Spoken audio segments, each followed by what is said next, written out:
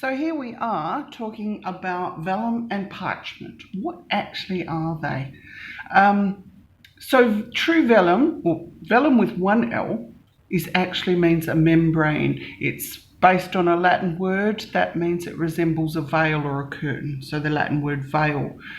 Interestingly, vellum with two L's is made from calf skin.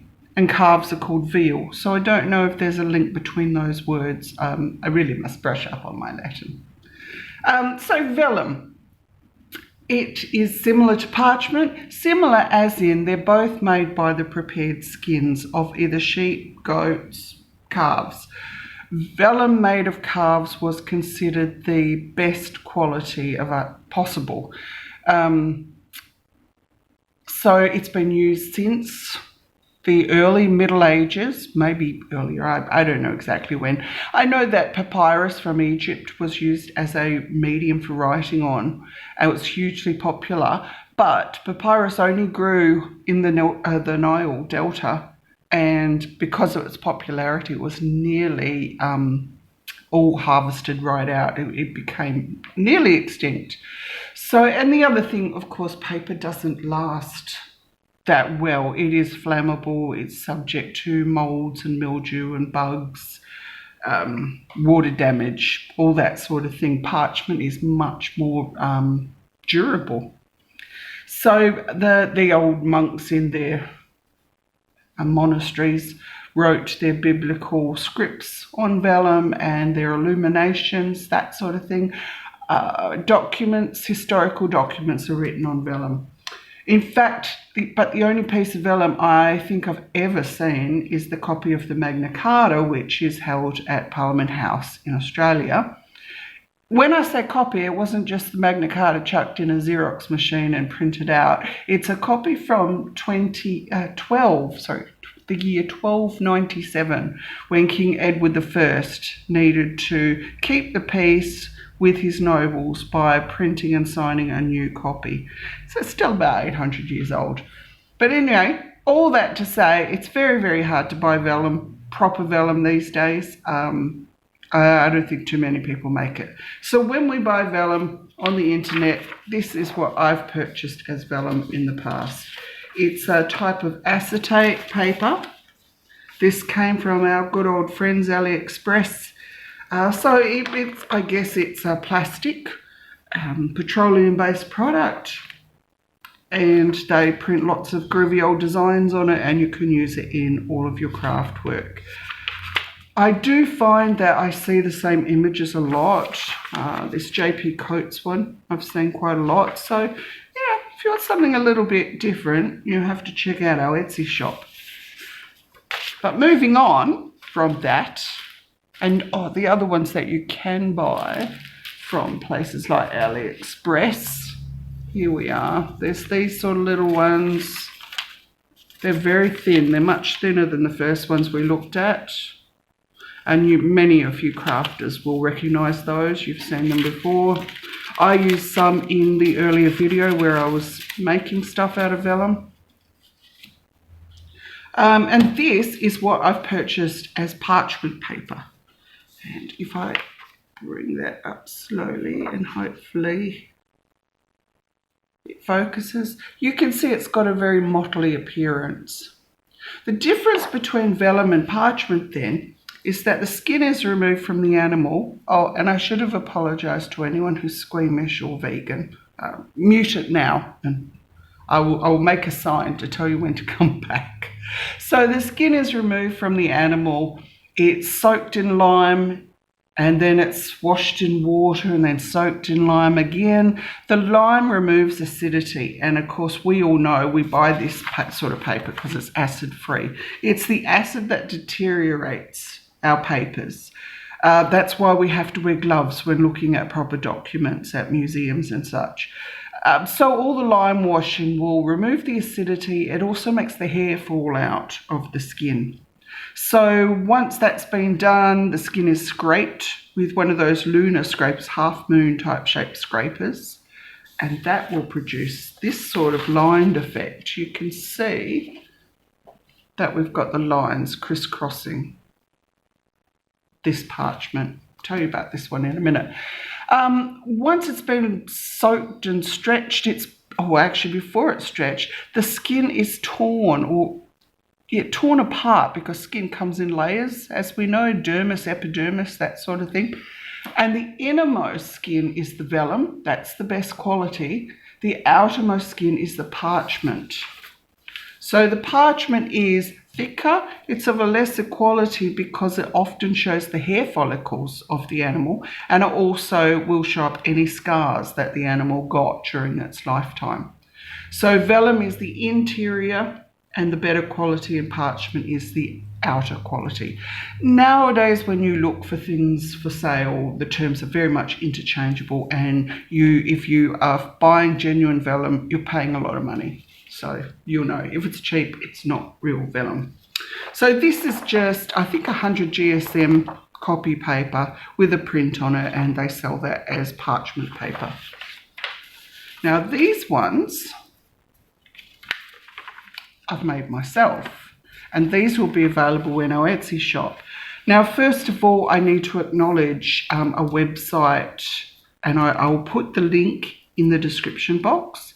It's a site that provides for free graphic images, that sounds ghastly, digital images of different textures, and they have textures of parchment and vellum. So these were printed onto just regular A4 copy paper, and then I've treated them so they look like vellum and feel like vellum. They're much stronger than just regular copy paper. This one I printed on plain white copy paper. This one on coffee stained. So this does look really, really quite ancient, but it really feels lovely and tough. Both of them do.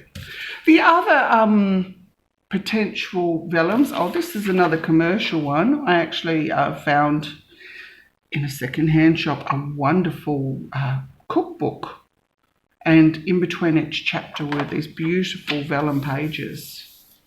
So, the recipes were nice too, but the pages were the best thing. This is another, some effect you can get. This is printing onto just artist tracing paper. It has a lovely sound.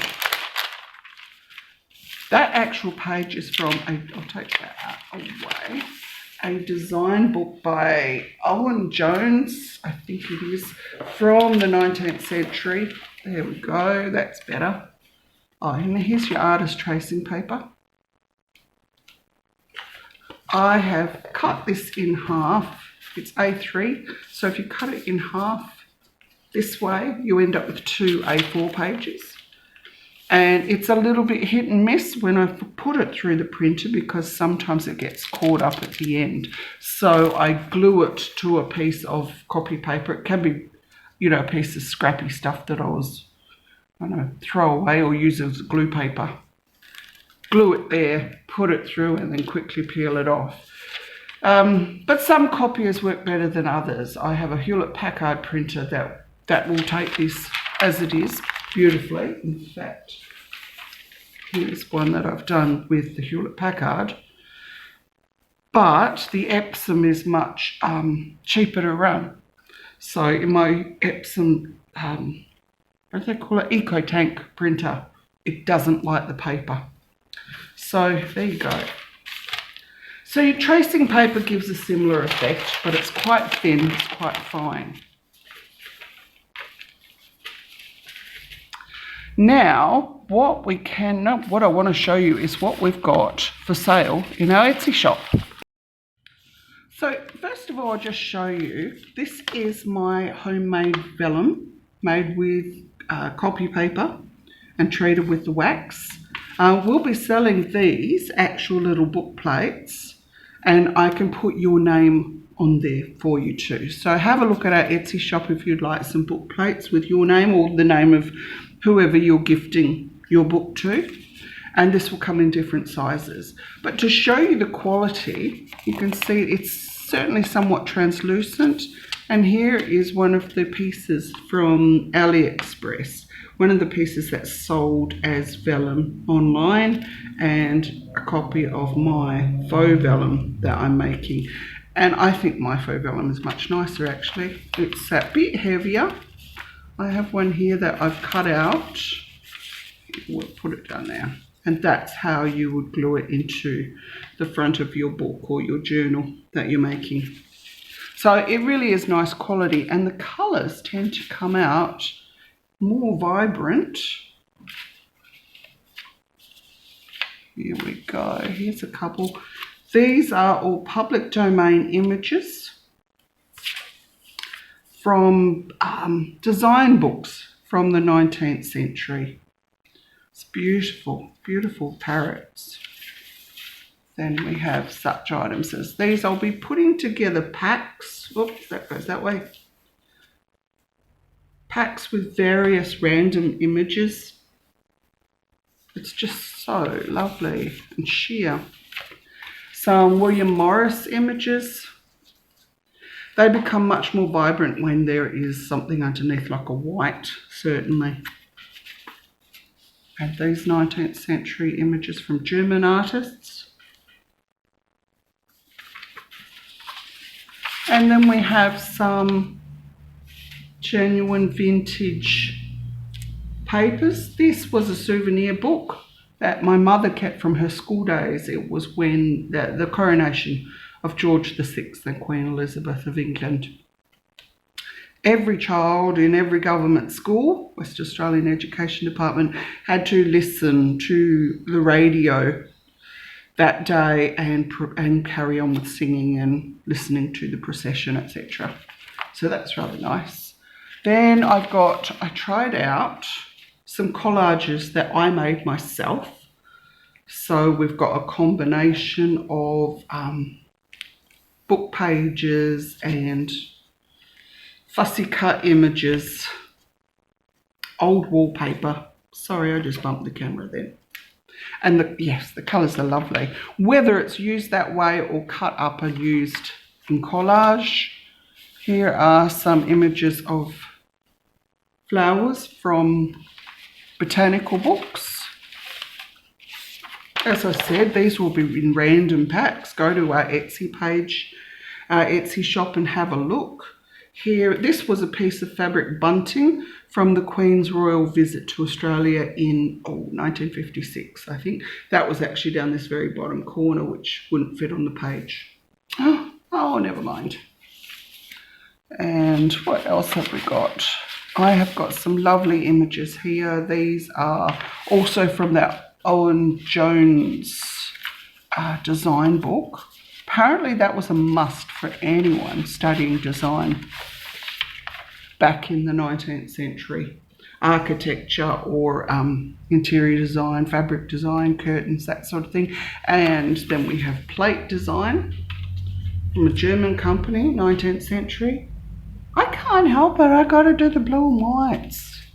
And another one of my collages, the cigarette card and some music paper. My mum's beautiful handwriting. And another piece I'll show you, because I didn't complete this one. I wanted to show the difference between, this is a piece of coffee dyed photocopy paper, just regular photocopy paper, 85 GSM I think, and coffee dyed. And then this is my mother's baptism certificate from 1929. Oh no, well, she was born in 1929, she was baptised in 1931. I'd say that's because her younger sister, Annie Trees, was baptised. She was a month old in November 29, 1931. Anyway, I think that's turned out lovely, the actual certificate, which ends right along here, and I'm going to cut that out and use that in a family tree book that I'm making. But here you can see where I didn't put much wax. In fact, I intended to put none. I really wanted to show how it looks, and you can see the paper is much weaker here, and if I tear at random, it tends to tear around the waxy bits quite a bit. I'm not going to do any more, but followed that line there.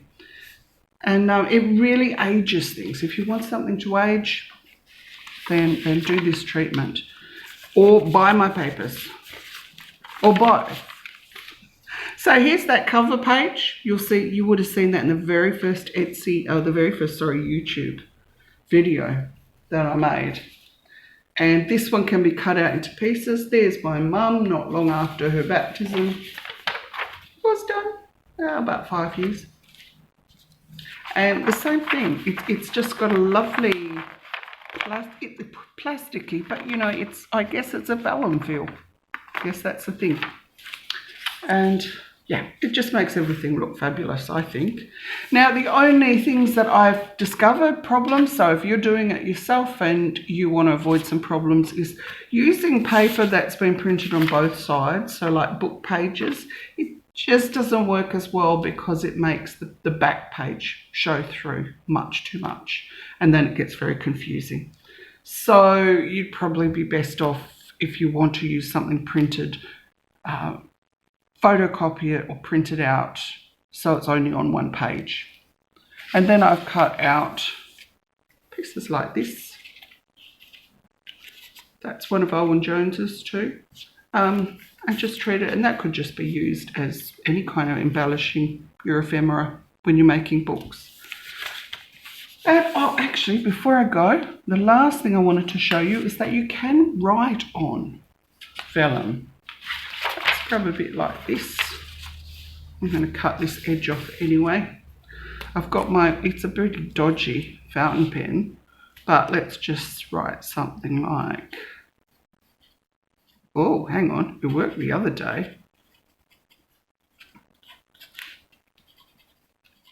I have to cut this bit off the back. Let's let that dry. Maybe it's the ink.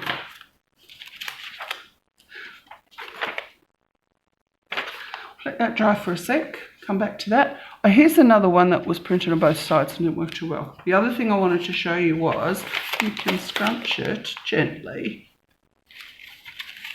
and then open it out, and you get a lovely aged effect with all that crackle on there. If you do that and then decide, oh, I don't really like that, then just put it back under the iron and under some paper and press the crackles out. And the wax that's left on there will sort of blend it over. Still looks good though. I think that's great. Okay, is that dry? Oh, it's not quite. Anyway, that will dry. I know that one doesn't look so good. I did it on some scrap paper before and it looked great. There, see? You see? I don't know if you can see that, but I thought it turned out really good. Maybe just try it with an outline pen. Anywho, that's about it. Thank you very much, and catch you later. Bye.